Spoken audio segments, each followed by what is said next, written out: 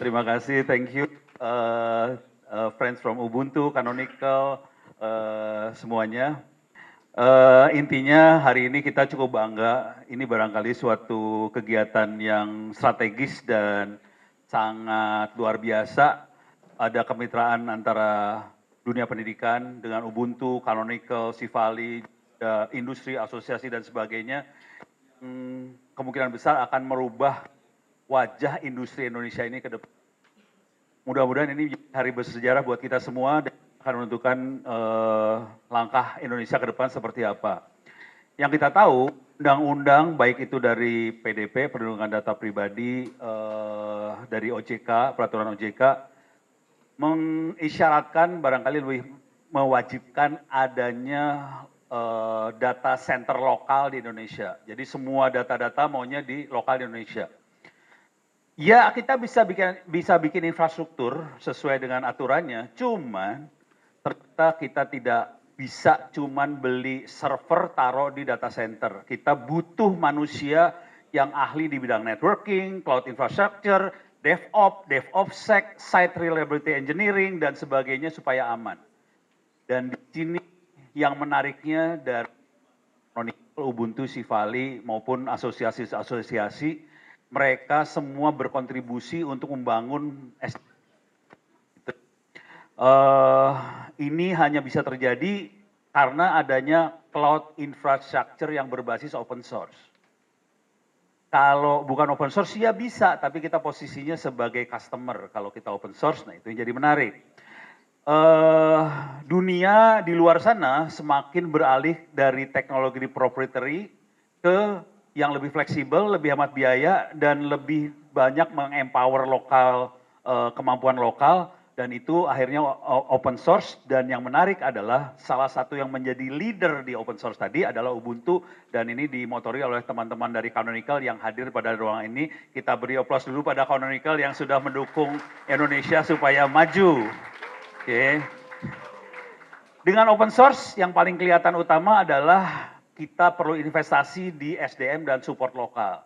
Dan kita berterima kasih pada teman-teman dari Sivali yang sudah kemarin seminggu kita sudah bootcamp.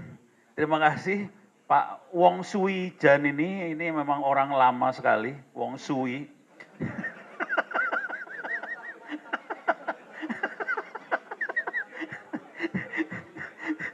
Sudah mengarahkan mahasiswa untuk mengenalkan Kubernetes, OpenStack, MAAS, Ubuntu, dan sebagainya. Tapi ini bukan hanya untuk ITT saja, dan kita berkomit untuk bisa menularkan ilmu ini ke seluruh bangsa Indonesia, baik itu sekolah, kampus, dan sebagainya. Kita ingin supaya bangsa ini bisa maju juga. Kalau di negara-negara lain seperti Eropa, Cina, mereka beralih pada private cloud, dan dengan adanya open source mereka mulai berpikir ke arah sovereign cloud. Benar nggak sih gue? Benar ya, sovereign cloud. Dan ini kita jujur Indonesia sudah ketinggalan 2-3 tahun dari tren yang itu. Dengan kesempatan yang ini, hari ini, dengan adanya dukungan dari teman-teman Sivali Ubuntu, kita berharap kita bisa mengejar ketinggalan itu, apalagi dengan teman-teman di Eropa adanya GDPR, dan itu terjadi karena ada tekanan yang besar dari teman-teman yang private seperti AWS dan sebagainya.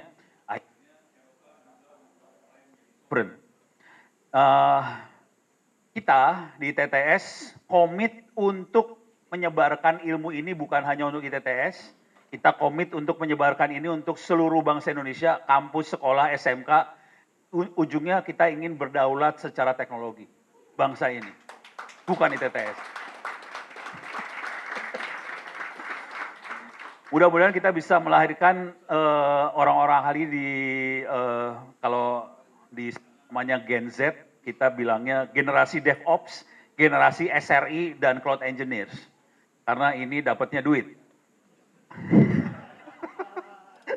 Dan mudah-mudahan apa yang kita lakukan ini bisa buat institusi-institusi lain di Indonesia untuk bisa melatih dan membuat talenta unggul di bidang ini.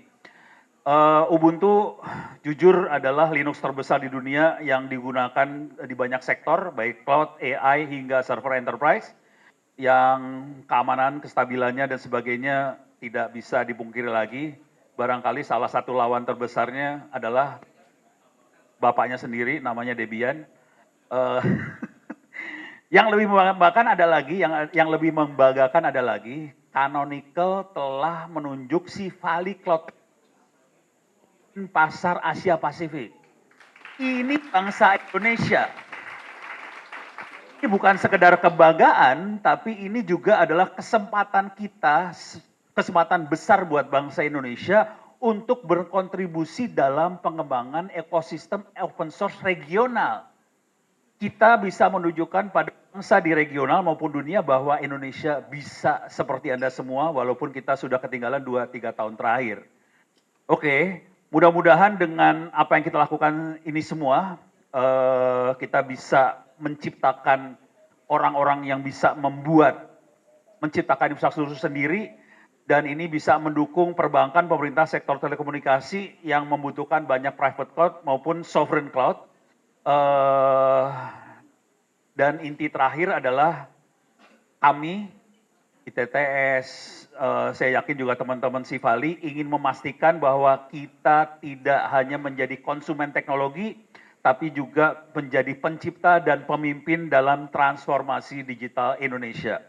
Mari kita mulai perjalanan ini dari sekarang, mudah-mudahan Tuhan Allah bersama kita. Amin.